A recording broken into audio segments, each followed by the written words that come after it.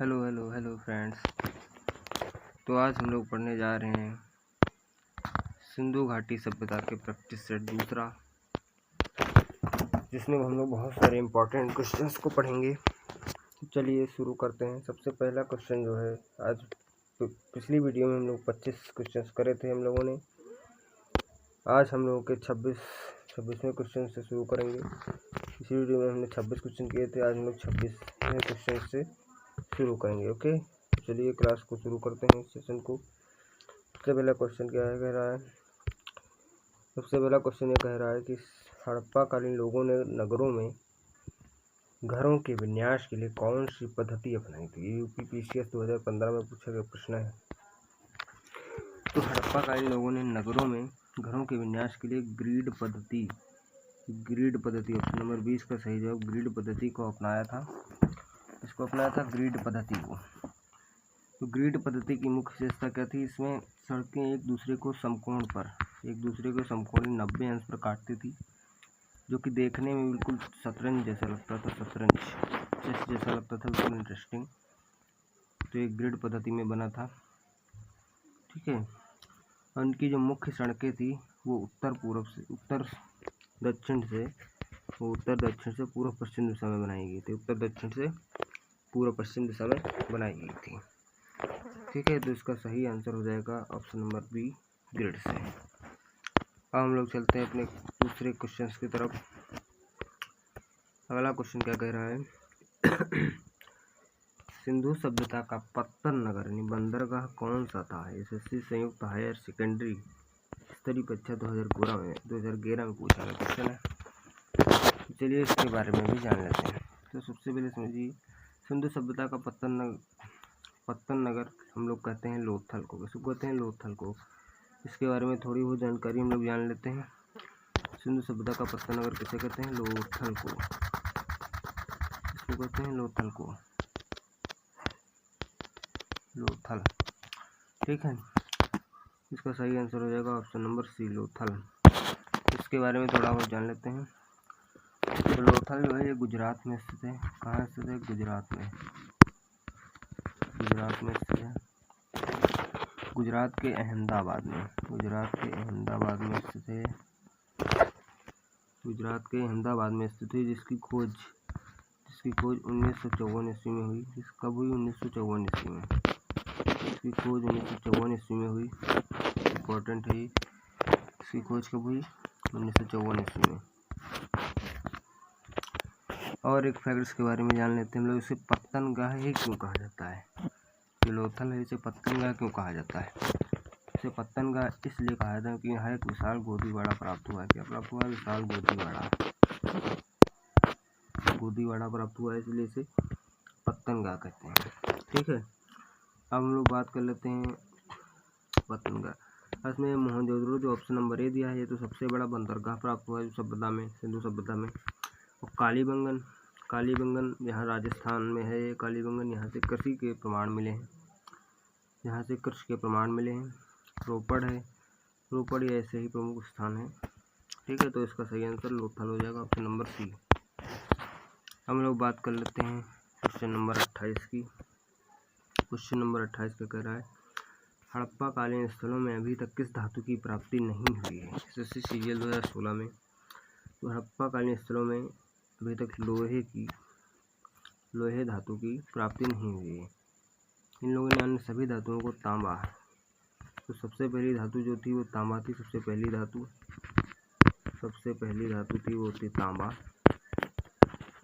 सबसे पहली खोजी गई धातु तांबा थी, ठीक है।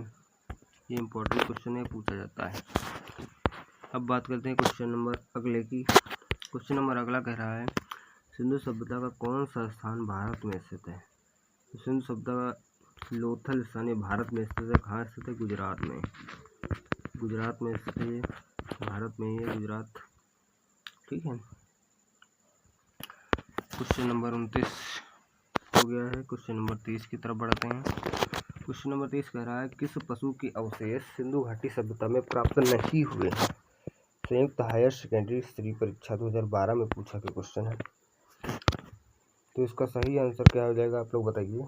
किस पशु के अवशेष सिंधु घाटी सभ्यता में प्राप्त नहीं हुए हैं? तो हम लोग बात कर लेते हैं पहले ऑप्शन नंबर ए हाथी के, इसके भी अवशेष मिले हैं, प्राप्त हुए हैं। शेर, इसके अवशेष नहीं प्राप्त हुए हैं।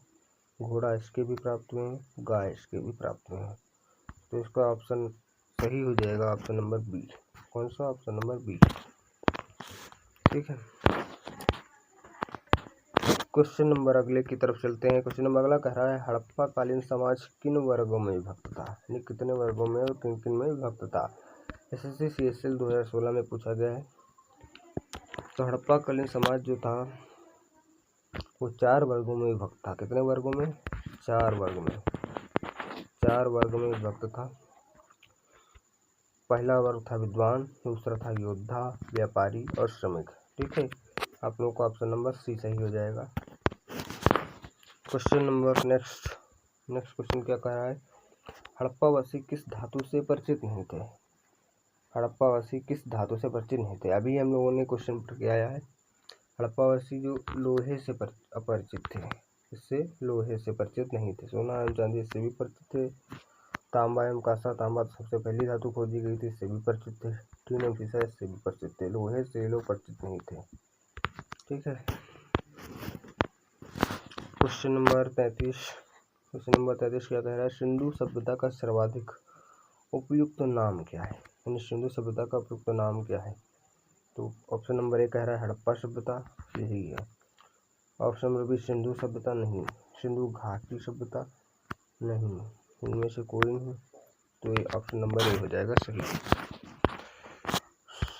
क्वेश्चन नंबर 34 क्या कह रहा है सिंधु सभ्यता के बारे में कौन सा कथन असत्य है?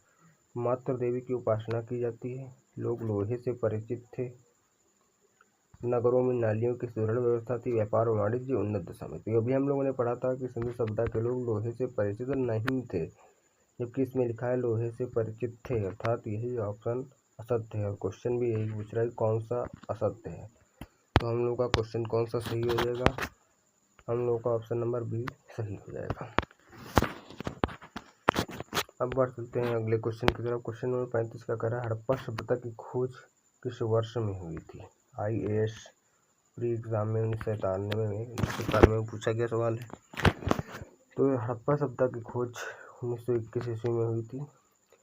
और हड़प्पा सभ्यता में बात कर लेते हैं मोहनजोदड़ो की। तो मोहनजोदड़ो की खोज 1922 ईस्वी में राखालदास बनर्जी ने की थी। किसने की थी? राखालदास बनर्जी ने। क्वेश्चन नंबर 36 की बात कर लेते हैं हड़प्पा के काल का तांबे का रथ किस स्थान से प्राप्त है? हड़प्पा के काल में तांबे का रथ किस स्थान से प्राप्त हुआ? BPSC 1994 में पूछा गया है। तो इसका सही आंसर हो जाएगा दाइमाबाद से तांबे का रथ प्राप्त हुआ है। क्वेश्चन नंबर 37 की तरफ चलते हैं। हड़प्पा सभ्यता के बारे में कौन सी उक्ति सही है? कौन सी उक्ति सही है, यानी कौन सा वाक्य सही है?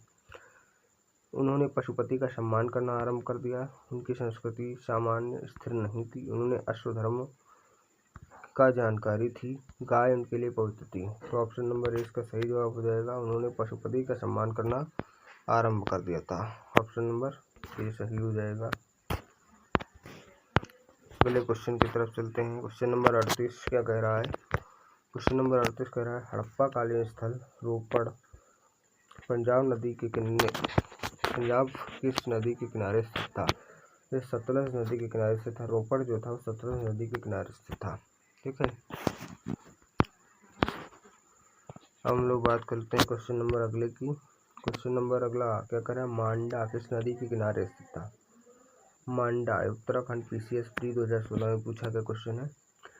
तो मांडा चिनाब नदी के किनारे स्थित था। ऑप्शन नंबर सी सही हो जाएगा, किसके? चिनाब नदी के किनारे।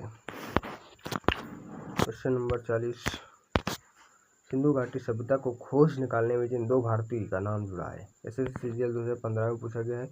इसमें सिंधु घाटी सभ्यता की खोज की थी दयाराम साहनी ने और राखालदास बनर्जी ने। दयाराम साहनी और राखालदास बनर्जी ने इसकी खोज की थी सबसे पहले। ऑप्शन नंबर डी सही हो जाएगा। क्वेश्चन नंबर 41 क्वेश्चन नंबर 41 कह रहा है सिंधु घाटी सभ्यता की विकसित अवस्था में निम्नलिखित में से किस स्थल में घरों में कुएं के अवशेष मिले हैं? यूपी लोअर PCS प्री 2015 में पूछा गया है। घरों में कुएं तो मोहनजोदाड़ो में पाए गए हैं।